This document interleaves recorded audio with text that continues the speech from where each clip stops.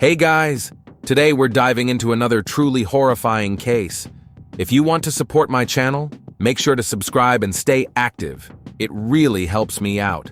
I'd be super grateful for that. Let's get started. Can someone truly be harmed using dark magic, spells, rituals, or curses? Many people not only believe it, but sometimes turn to mystical practices themselves, usually for protection rather than to hurt anyone. Even staunch atheists can be superstitious, which isn't surprising. Magic has accompanied humanity throughout its history. Nowadays, most people encounter it only in movies, books, or folklore. Hardly anyone considers the possible consequences of magical ceremonies and the negative impact these practices can have on a person.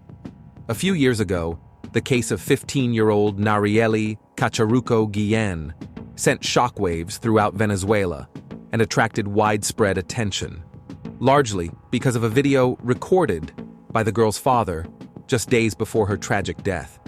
Over the course of just 3 weeks, she literally withered away from a mysterious illness.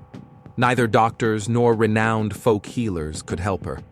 Later, the girl's best friend confessed something that shocked the entire world. Narielli, known simply as Nuli to those closest to her, was born in July 2004 in the coastal port city of La Guaira, nestled along the Caribbean Sea. The city serves as the capital of the Venezuelan state bearing the same name. She was the youngest daughter in a modest household, headed by Andrea and Jose Gomez Guillén. Her father worked as a laborer at the local port, while her mother stayed at home, managing the household and raising their daughters. Nuli grew up as a bright, joyful, and outgoing girl. She excelled academically and was dedicated to sports, even serving as the captain of her school's volleyball team. Alongside her studies and athletics, she maintained a vibrant presence on social media, where she regularly posted photos, short clips, stories, and motivational content. Her dream was to become a well-known content creator. The city where Guillén was raised is not a tourist destination. Its infrastructure is considered one of the most deteriorated in all of Venezuela. Residents have grown accustomed to frequent interruptions in basic utilities like running water and electricity. The situation has taken such a toll that the local healthcare system has been significantly affected. Many hospitals struggle to operate without steady access to these necessities, leaving them unable to provide consistent care for those in need.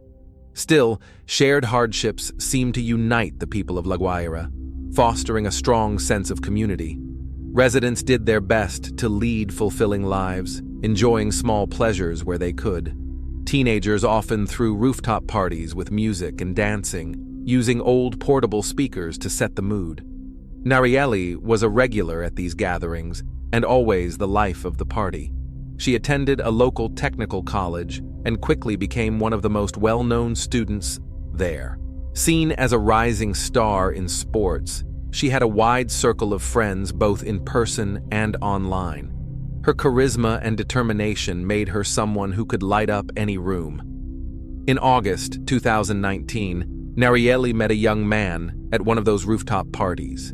There was an instant connection. Though he was older, 19 at the time, the age difference didn't seem to concern the pair. They hung out several times in group settings before he finally asked her out on a one-on-one date. Narielli was smitten. She confided in her mother, sharing her excitement and emotions. Her parents didn't oppose the relationship. They trusted their younger daughter's judgment, knowing they had raised her well. After all, she was at that age where many experience their first romantic feelings. The identity of Narielli's love interest has never been made public, and to this day, no shared photos have surfaced on social media. The relationship itself was brief, lasting only a few dates. But in a tragic twist of fate, that young man, without even realizing it, would become the unwitting catalyst for a chain of events that ultimately led to the loss of Narielli's life. In September 2019, a young woman named Stefani Caroline Rodriguez Jimenez unexpectedly entered Nuli's life. At 19, Stefani was attending a different college, but their paths often crossed at local parties thanks to a wide circle of mutual friends. She even started showing up at the volleyball games hosted at Narielli's school to cheer her and her team on. The two quickly became close. Despite their age difference, they formed a strong friendship. Stefani would call and message Narielli daily, ask about her life, invite her to exclusive events and private parties. She had a knack for getting cheap movie tickets and always knew about the latest cultural happenings in town, even finding her way into places others couldn't access. It seemed like a perfect match.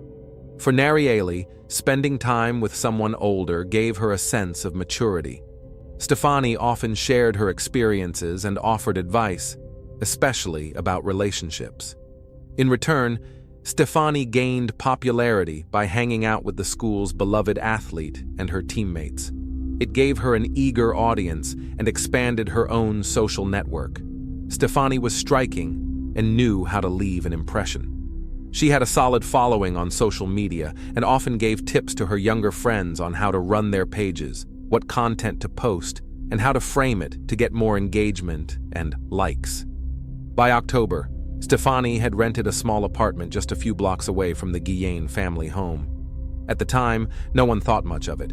She mentioned she had wanted to move out from her parents' place to live more independently, and it was closer to her school. She quickly became a familiar face in the Guillén household, stopping by nearly every day. She acted warm and welcoming, often bringing over small treats like pastries or candy, and even helping out with chores. Narielli's parents grew fond of her and eventually saw her as an unofficial part of the family. For months, Stefani barely left Narielli's side. She joined her at parties, showed up to her sporting events, helped her with homework, and frequently stayed overnight at her house. Considering how recently they had met, and the clear age gap, their closeness raised a few eyebrows. What exactly did they have in common? There was another curious thing about Stefani. She had a deep interest in mysticism and spiritual practices. She claimed her grandmother was a powerful spiritual healer from Cuba and belonged to the Yoruba people, an ancient African culture rich in tradition and beliefs. The well-known Haitian voodoo religion, for instance, evolved partly from Yoruba traditions blended with Christianity. Stefani often wore unusual charms, which she said protected her from negativity, envy, and harmful forces. One of her prized possessions was a small red cloth pouch filled with tiny stones, dried herbs, and bird feathers. It was her personal talisman, something she carried everywhere. She referred to herself as a kind spiritual guide, saying she had inherited ancient knowledge from her ancestors. According to her, she could create protective rituals, shield people from negative energies, and even help bring success in love and life. This aura of mystery made her seem like a guru of sorts to her younger friends. She frequently talked about human energy and how to work with it for healing and cleansing. Her apartment was filled with mystical items, colored candles, saint figurines, occult symbols on paper, cloth, and stones, and shelves stacked with spell books and ritual guides. When Andrea, Narielli's mother, found out about Stefani's spiritual interests, she grew genuinely concerned. A devout Catholic, Andrea viewed mystical practices as something that strayed far from her faith. At one point, she even considered forbidding her daughter from spending time with Stefani. But after talking things over with her husband and other relatives, and hearing from Narielli herself, she decided it was just innocent curiosity. After all, the family already thought of Stefani as one of their own. If the teens wanted to play pretend with spells and charms, what harm could it do? In mid-December 2019, Stefani proposed something unusual to Narielli and a few other girls. They would perform a cleansing ritual under the full moon. That night, the group headed to the beach, carrying candles and small mystical figurines. Stefani recited short incantations in Yoruba, drew symbols and pentagrams in the sand, lit wax candles, and offered each girl a form of personal protection. Narielli returned home around dawn wearing a strange bracelet, twisted from red and black threads and tiny beads, tied tightly around her wrist. When Andrea saw it, she felt a wave of unease. But her daughter reassured her. Stefani had given it to her as a protective charm and told her to keep it on at all times. Still, Andrea couldn't shake the uneasy feeling. The bracelet looked unsettling. So once Narielli fell asleep, Andrea carefully snipped the thread and removed the charm. When Narielli woke up and noticed it was gone, she was surprised, but didn't press the issue. After a quick look around her room, she let it go, assuming it had simply fallen off during the night. On December 23rd, just before Christmas and only days after the moonlit ritual, Narielli and 3 college friends took a trip to the capital for one of the country's largest holiday fairs. The girls had a great time, shopping for gifts, enjoying the festive atmosphere, before heading to the bus station to return home. That day was blisteringly hot, and the bus was packed. As soon as Narielli stepped off the bus back in La Guaira, she collapsed to the ground. Her friends and nearby strangers rushed to her side, helped her regain consciousness, gave her water, called for medical assistance, and contacted her family. Doctors concluded that she had suffered from heat exhaustion, but reassured everyone that there was no serious danger. Narielli was sent home with instructions to rest and stay hydrated. Her parents didn't see any red flags either. She had always been healthy, athletic, and full of energy, rarely experiencing even minor illnesses. The following days seemed uneventful as the family prepared for New Year's. But one thing was odd. Stefani, who had practically lived at the Guillén home, suddenly disappeared. She stopped visiting and wasn't answering calls or messages. Concerned, Narielli and her family repeatedly tried to reach her, but received no response. Then, in the early hours of December 29th, Narielli suddenly became very ill. She was violently sick through the night. Her parents, frightened and unsure how to help, rushed her to the hospital at dawn. Once again, doctors found nothing alarming. Her temperature was normal, blood pressure steady, and test results showed no signs of infection or underlying health issues. Even her heart activity was completely regular. With no clear symptoms or diagnosis, the medical team saw no reason to admit her for further treatment. The doctors gave the Guillén family some basic guidance and sent Narielli home, advising her parents to keep a close eye on her condition and make sure she stayed hydrated. But back home, things only got worse. Narielli began trembling uncontrollably. She was so weak that she could barely get out of bed. Dizzy spells hit her constantly, and she refused food, complaining of severe nausea. Andrea tried everything to help her daughter, offering tiny spoonfuls of water, just drops at a time. But Narielli struggled to swallow even that. Almost immediately, it would come back up. Oddly enough, she didn't show any other symptoms that would point to a cold, food poisoning, or another illness. Her temperature and blood pressure remained perfectly normal.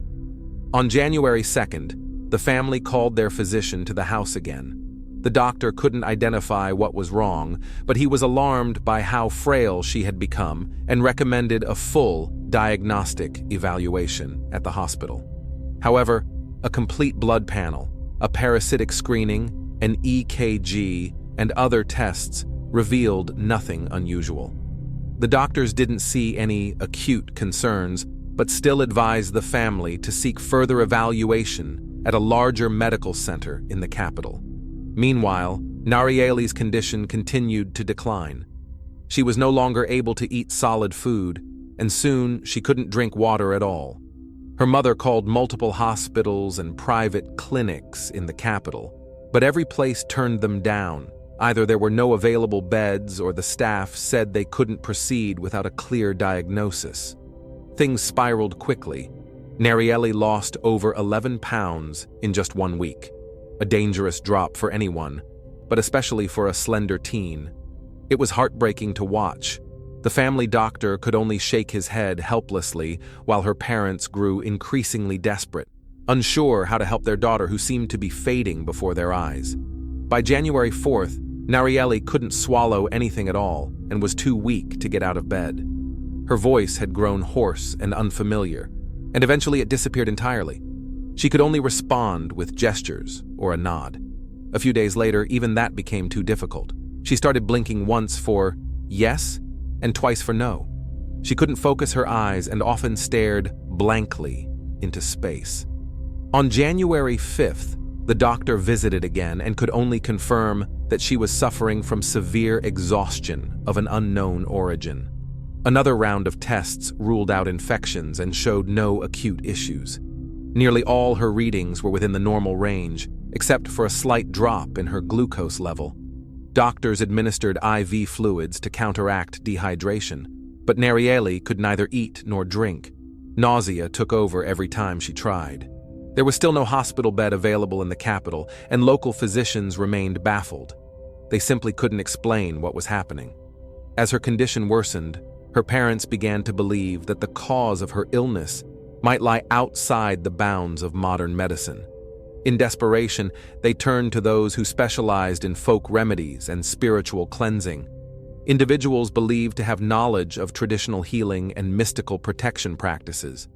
On January 6, 2020, Narielli's father recorded a short video on his phone. In the footage, she's sitting in bed, her eyes wide open but completely unfocused, staring into nothing. Her lips moved slightly, yet no sound came out. Her skin looked deathly pale, and her arms and legs twitched erratically, like a puppet being pulled by invisible strings. Jose Gomez sent the video to a distant relative, Claudio Rojas, who lived in another city. Rojas was known as a spiritual healer and practitioner with deep knowledge of ancestral rituals aimed at cleansing and protection. He was often called upon to perform ceremonies to drive away negative forces. After watching the video, Rojas called the Guillén family immediately. He said their daughter was under a dark spiritual influence, something that was draining her life force. According to him, no doctor would be able to help, and they needed to bring her to his community in Carabalda right away, so he and his team could begin the ritual needed to restore her energy. For the desperate parents, Rojas's words sounded like a final lifeline. They left immediately with their ailing daughter and arrived the next morning at the secluded mountain village where Claudio lived. The community's spiritual center was a spacious single-story building with a large hall and a flower-covered altar. Candles burned everywhere, and the practitioners chanted prayers in a blend of ancient languages. Narielli was laid on a stretcher in front of the altar, where 3 individuals, led by Rojas, checked her pulse and made symbolic gestures over her body. After this initial diagnosis, Rojas concluded that a dark force had entered through her breath and was feeding on her life energy. The ritual to drive out this darkness was to be carried out in 3 stages. The first was a fire cleansing. Narielli remained near the altar overnight, surrounded by dozens of wax candles. Prayers were recited, and she was sprinkled with a mixture of holy water, herbal infusions, and rum. Just before dawn, a live white rooster was waved over her body, from head to toe, before being sacrificed at the altar as part of a symbolic transfer of the illness. The second day involved purification through cold water. Narielli was carried to a fast-flowing mountain stream, believed to have sacred powers. She was immersed 3 times, then wrapped in blankets and returned to the temple. Her damp body was packed with ice and left in the temple courtyard until morning. As extreme as it sounded, the change was noticeable. Her limbs stopped twitching, and her breathing became calmer. On the 3rd day, she was anointed with a special herbal mixture from head to toe, then offered a tincture to drink. The belief was that if she could take even a single sip, the cleansing had succeeded and she was on the path to recovery. But Narielli remained unresponsive. Whatever was poured into her mouth simply flowed back out. Despite this, Rojas insisted the ritual had been properly performed, that the dark energy had been removed, and the rest was now in higher hands. The family stayed 1 more night so prayers and herbal smoke could be administered, then left on January 10th to return home with their daughter. While Andrea and Jose Gomez were desperately fighting to save their youngest daughter, the rest of the world faded into the background. They did notice that Narielli's best friend, Stefani, had completely vanished, but they didn't have the strength or capacity to investigate. It was Narielli's older siblings who decided to check on Stefani. To their shock, they discovered that she had abruptly moved out of her apartment, despite still having nearly a full month left on her lease. Stefani vanished the very day Narielli stopped drinking even water. She didn't return calls or answer messages. It felt less like she was just avoiding people and more like she had run away. The timing of her disappearance raised serious red flags. She even left behind her personal belongings, which only made her exit seem more suspicious. On the evening of January 11th, around 7:30 p.m., Narielli passed away in her parents' arms. It had been just under 3 weeks since her first symptoms appeared. She had deteriorated rapidly, right before their eyes, and nothing they tried could save her. The official medical report listed her cause of passing as pneumonia brought on by severe physical exhaustion. Because the cause was considered natural, no autopsy was performed, and no toxicology tests were ordered. Narielli was laid to rest the next day in a quiet service at the local cemetery, attended by only her closest family members. Then, on January 14th, Stefani reappeared, reaching out to mutual friends and asking what had happened to Narielli. When the news reached the grieving parents, they tracked her down and confronted her, demanding answers. Pressed for the truth, she finally confessed what she had done. Stefani appeared terrified. She insisted she hadn't meant any real harm and hadn't expected things to go that far. But then she admitted she had placed a spiritual curse on Narielli, out of jealousy. The boy Narielli dated the previous summer was someone Stefani had also liked. When he chose Narielli over her, Stefani took it personally. That's when she intentionally began befriending the girl, with a darker motive in mind. After gaining Narielli's trust and becoming part of the Guillén household, Stefani began collecting personal items from her friend. She stole a sweat-soaked t-shirt after a sports practice, pulled strands of hair from her brush, took a used spoon after lunch, and even retrieved a bloodied tissue from the trash after Narielli accidentally nicked her finger. Stefani brought all of these items to an old cemetery, where she performed a ritual and buried them in a grave. This, she claimed, was to bind a spirit to Narielli through a form of symbolic possession. But things escalated from there. Later, Stefani discovered an area disturbed by flooding, where she managed to unearth fragments of human remains, bone shards, and partially decomposed tissue. She ground them into a powder, mixed it with cemetery soil, and slowly began adding it to Narielli's food and drinks over the course of several months. Horrified by the confession, Narielli's parents physically took Stefani to the local police and demanded she repeat her story. She did, but the authorities did nothing. Under Venezuelan law, mystical practices like sorcery or spiritual rituals are not considered criminal or administrative offenses. Could she have been charged with something more serious, like intentional poisoning? Possibly. After all, she admitted to feeding Narielli a mixture that included human remains and dirt. But no toxicological tests had been conducted, and the official cause of death was listed as natural. The Guillén family couldn't afford to exhume the body or order a private forensic investigation. Local hospitals lacked the facilities and expertise for such procedures.